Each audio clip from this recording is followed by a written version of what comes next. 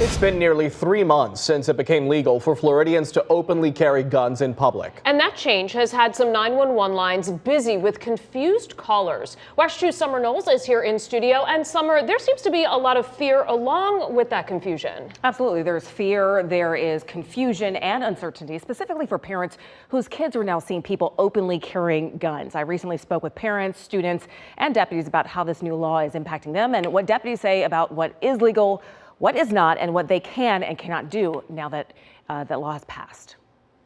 911, any police, fire, or an ambulance? I just passed somebody walking toward that church there on Waycross. He's bald-headed and he's got an AR. Okay, hold on. Multiple 911 calls in Eustis September 25th, the first day Florida gun owners could legally openly carry their weapon in public. Lake County Sheriff's Office, Christine. I live off of Abrams Road. Is it the gentleman walking with the rifle? Yep, we get calls on him. As long as he's not pointing it at anyone or threatening anyone, then he has the right to do it. That's the new law. It is, however, still illegal to openly carry firearms in places like schools, courthouses, polling places, and private property where the owner prohibits it on their premises. But walking on a public road openly carrying is now perfectly legal, even if it causes some uneasiness. What's going on? I just see an older gentleman walking down the street with an assault rifle in his hand, just openly. And there's a lot of schools around here, and I drop my child off at school, and it just makes me feel uncomfortable. A guy on Abrams, he's walking with an AR, and there's children on the other side of the road waiting for a school bus. It really scares me. This young man, who we are not identifying, was one of the students already on the school bus as it headed to pick up other students when he saw the man with a gun. A gun he says was pretty hard to miss and even harder to forget. Like 14 inches long, like rifle, like you would carry as, like when you're hunting for like deer and stuff. And it was pretty thick too, like a military weapon. The 10th grader, who has grown up around guns, has also grown up in a generation where active shooter drills at school are commonplace. But he says he didn't know what to do and didn't really feel prepared on how to handle the situation. We never practiced protocols on the bus about active shooters. Do you think these protocols should extend to buses now? They should, absolutely. The Lake County School District does not have an active shooter drill specifically for students while on the bus. However, the district says our protocols used on our campuses would also be used on buses.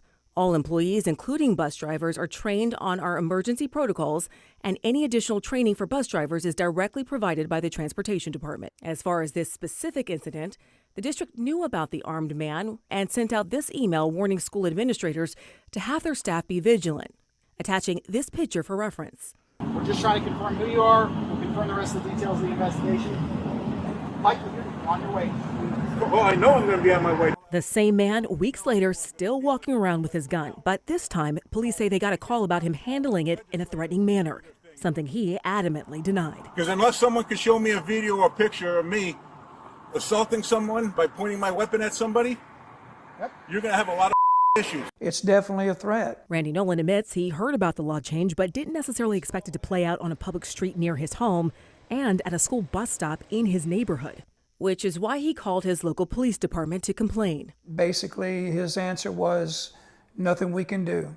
Our hands are tied. My question to him, what do I do now? Have to go to the bus stop armed every morning to protect my child and other children. While Lake County schools encourage parents to go to and remain at bus stops with their kids until the bus arrives, Sergeant James Vachon with the Lake County Sheriff's Office says you can still always give law enforcement a call, even though the response may be a little different now.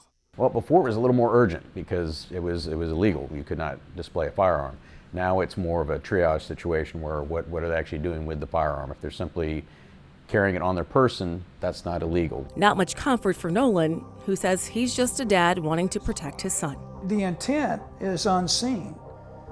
You don't know what's in that person's mind. It only takes probably 2 seconds to point and pull the trigger. Now, Lake County schools say student safety is always a top priority, and they are always open to reviewing safety procedures and protocols. Meanwhile, law enforcement wants everyone to stay alert and stay vigilant and to call them directly or call 911 if something just doesn't feel right. Michelle, back to you.